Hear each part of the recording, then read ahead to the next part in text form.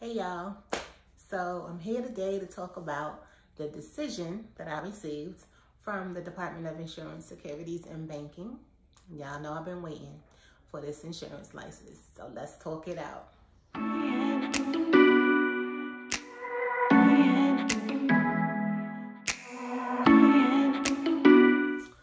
I got my little bling earrings on today.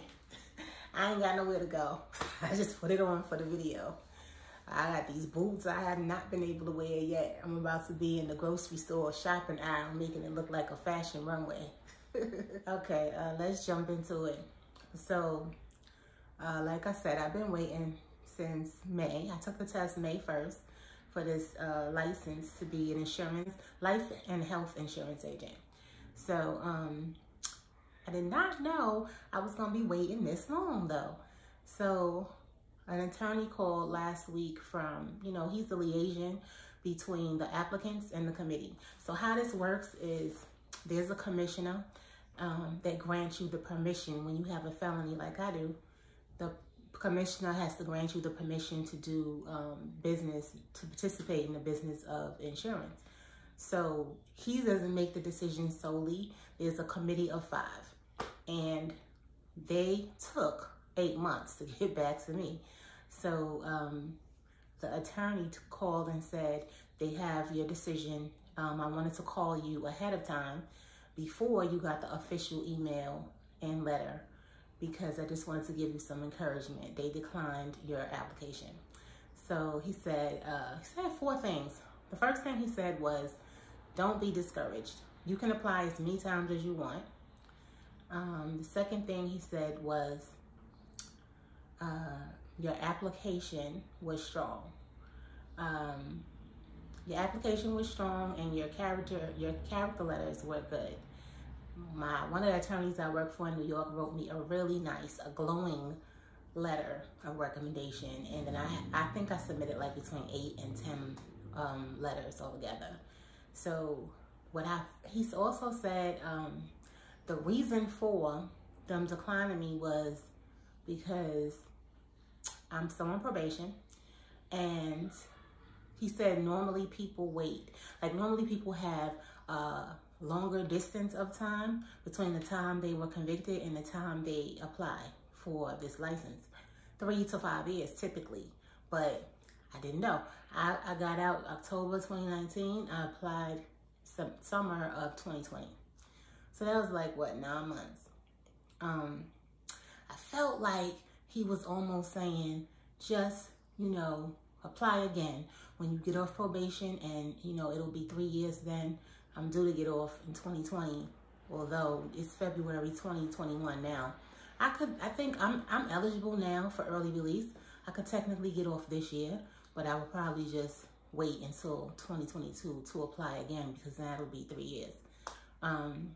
He said, I felt like he almost wanted to say, you're gonna get it as long as you meet those 2 things. Just apply when the probation period is over and when 3 years, have at least passed. But he just wanted to encourage me and I thought that was cool.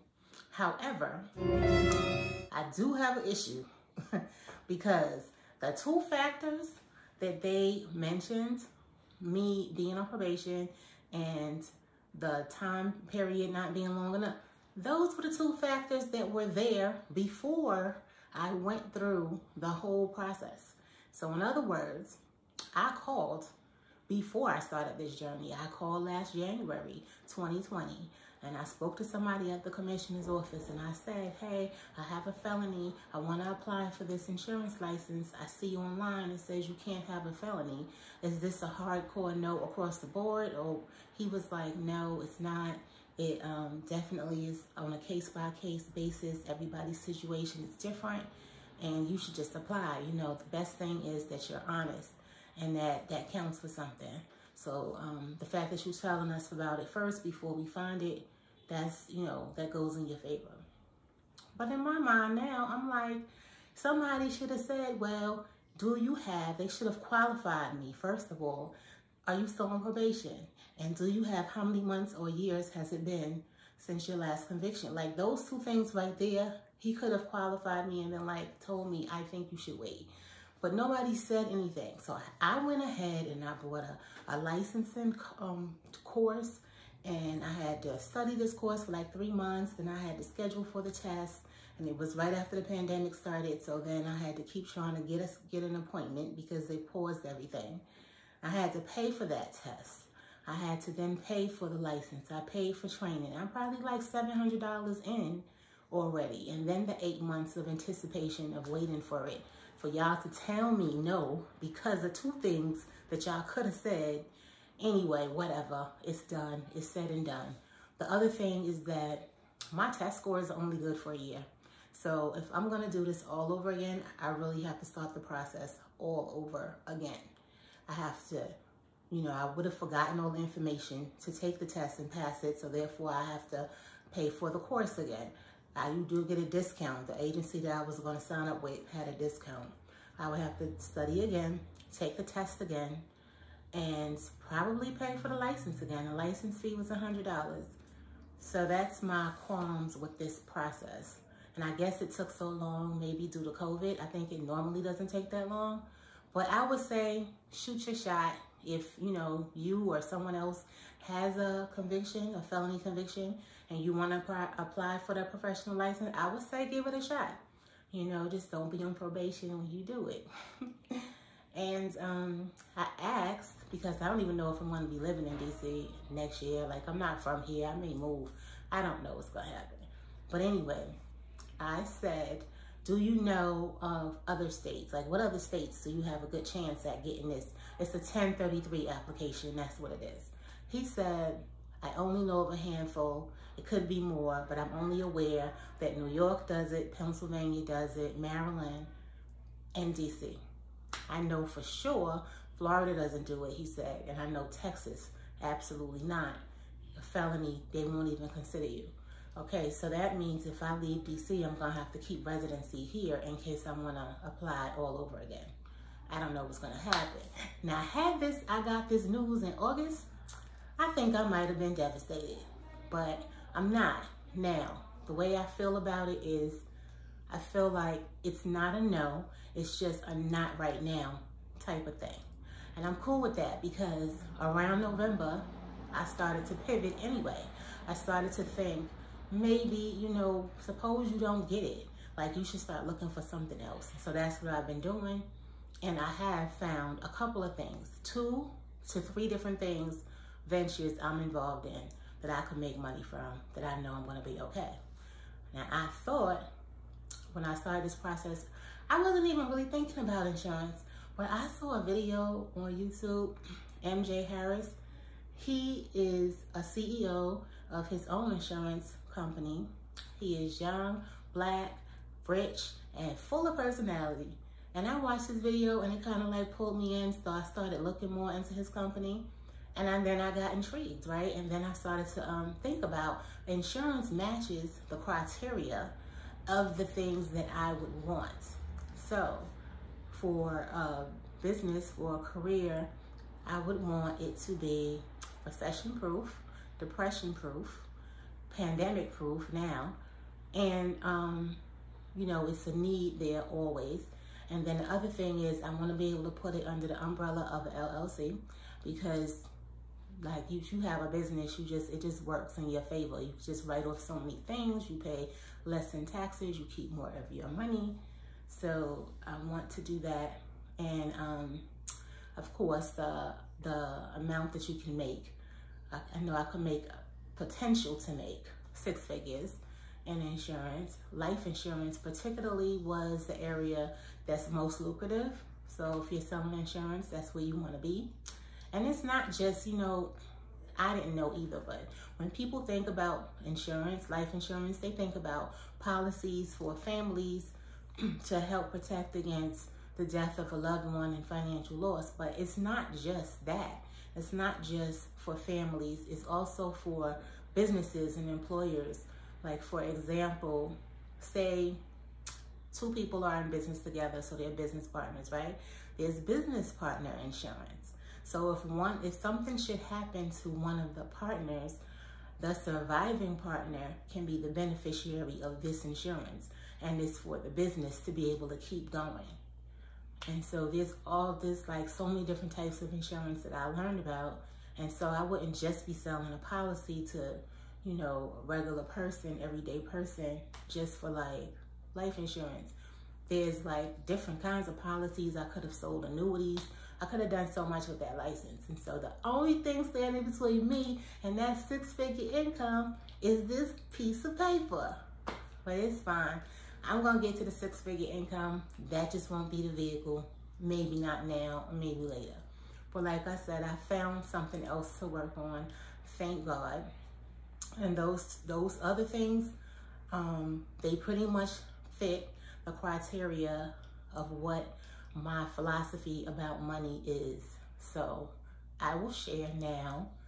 I vibe with Robert Kiyosaki's cash flow quadrant. And so I'm going to show you the quadrant, and then I'm going to show you why I think that I'm on the path of reaching.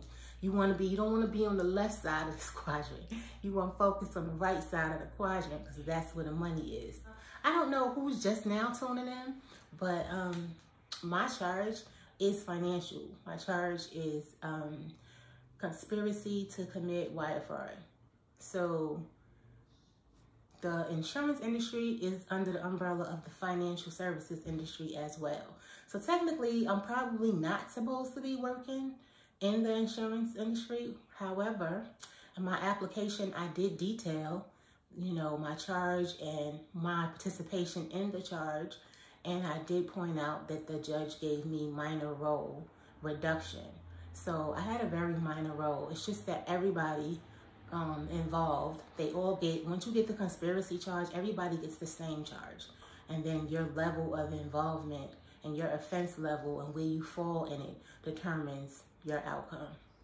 So that's why I'm able to still apply and, you know, have a chance. They felt like I'm a good candidate, so I'm holding on to that. Let me show you this quadrant now. Okay, so this is the cash flow quadrant. I'm sure a lot of you probably have heard of it already, especially if you read Rich Dad, Poor Dad, you are familiar.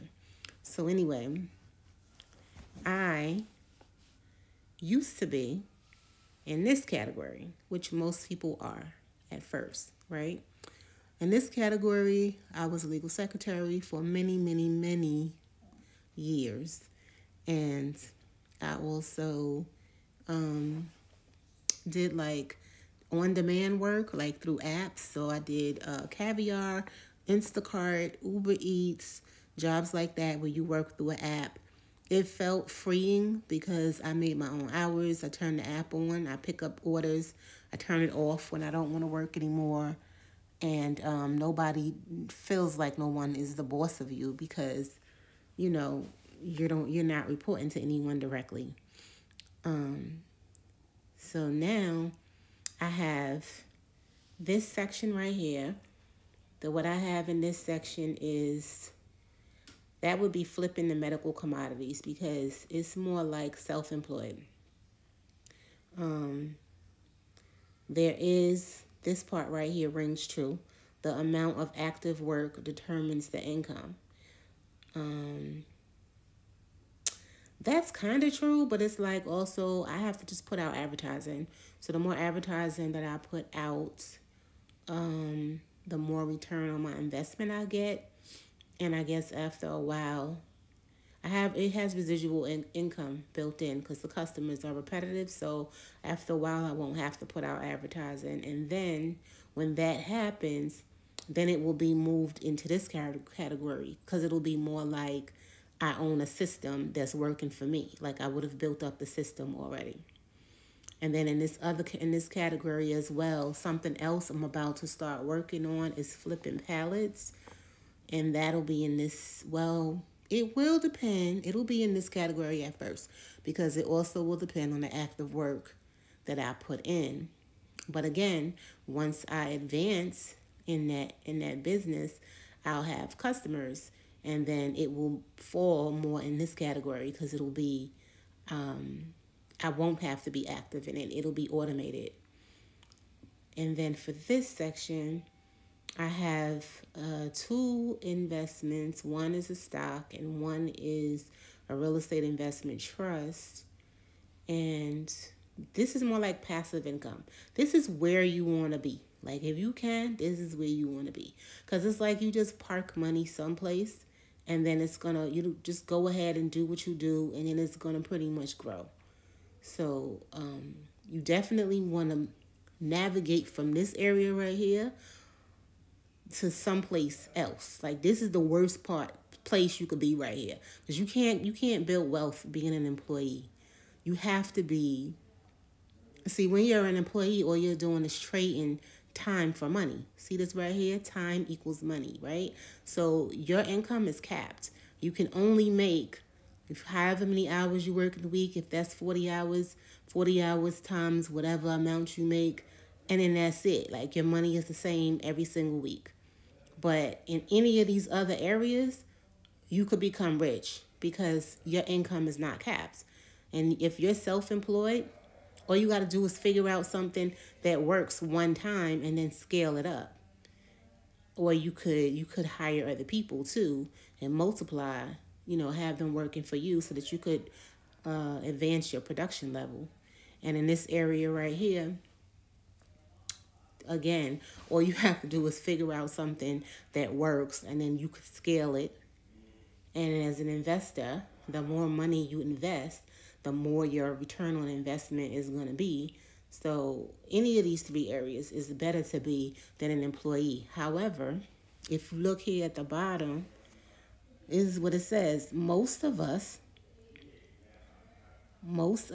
are familiar with the upper left quadrant because we've been trained and conditioned to be employees. So it's not your fault if you in this box right here.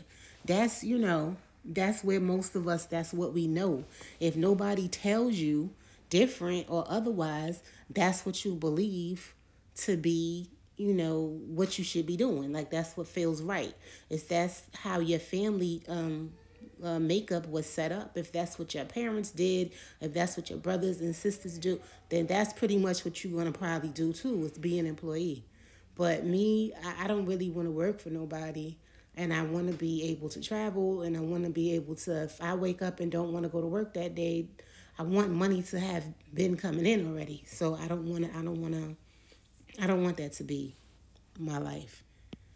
And the other thing I have, I guess it would be in this category, because I now have an online course.